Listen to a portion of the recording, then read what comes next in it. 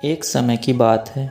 सुंदरपुर नाम के एक छोटे से गांव में रामदीन नाम का एक किसान रहता था।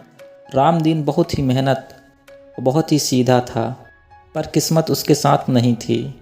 उसकी खेती की ज़मीन छोटी और पथरीली थी, जिसके कारण हर साल उसकी फसल बहुत कम होती थी। गांव के कुछ दूसरे किसानों की उपज ज़मीन देखकर रामदीन अक्सर निराश हो जाता था। वह हमेशा भगवान से शिकायत करता था कि उसे सबसे खराब ज़मीन क्यों मिली। वो सोचता था कि कितना भी पसीना बहा ले, उसकी गरीबी कभी दूर नहीं होगी। एक बार रामदीन के गांव में एक बुजुर्ग आदमी आया। उसने गांव वालों को एक कहानी सुनाई कि जब सालों पहले यह गांव बसा था, तब रामदीन की ज़मीन पर एक राजा ने अपना सारा खजाना दबा दिया था। यह बात सुनकर रामदीन की आंखों में एक चमक सी उठाई। उसने सोचा, अगर खजाना मिल गया तो मुझे तो मेहनत करने की ज़रूरत ही नहीं। उसने तुरंत खेती का काम छोड़ दिया और एक फावड़ा उठाया। अगली सुबह से रामदीन ने खजाना खोजने का काम शुरू कर दिया। उसने फसल बोने के बजाय पूरे खेत में गहराई तक गड्ढा खोदना शुरू किया।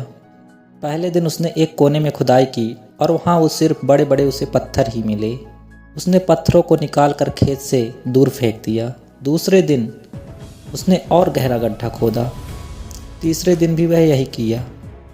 एक एक कर कई गड्ढे खोदे। वो पत्थरों को निकालते गया।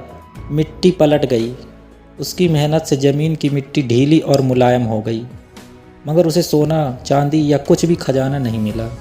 कई हफ्ते बीत गए। रामदीन थक चुका था। उसका शरीर दर्द से जवाब दे रहा था और दिल भी टूट चुका था। वो ज़मीन पर बैठ गया और दुखी होकर बोला, वो बुजुर्ग आदमी झूठ बोल रहा था। यहाँ कोई खजाना नहीं है। मैंने अपना वक्त और ताकत बर्बाद कर दी। उसका जो पड़ोसी था मोहन, जो हर सुबह रामदीन को खुदाई करते देखता था, उसके पास आया।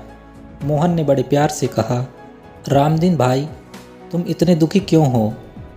मैंने देखा है तुमने अपनी ज़मीन को कितनी गहराई तक खोदा है। तुम्हारी ज़मीन अब मक्खन की तरह हो गई है। पत्थर भी निकाल चुके हो। फसल के लिए इससे अच्छी ज़मीन और कोई नहीं हो सकती। रामदीन ने उदासी से कहा, अब क्या फ़ायदा मोहन भाई, खजाना तो मिला नहीं और फसल बोने का समय भी निकलता जा रहा है।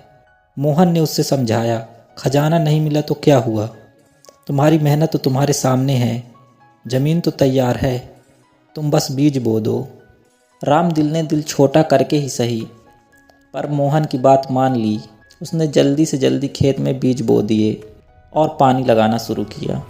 इस साल मौसम बहुत अच्छा रहा और रामदीन की फसल चमक उठी।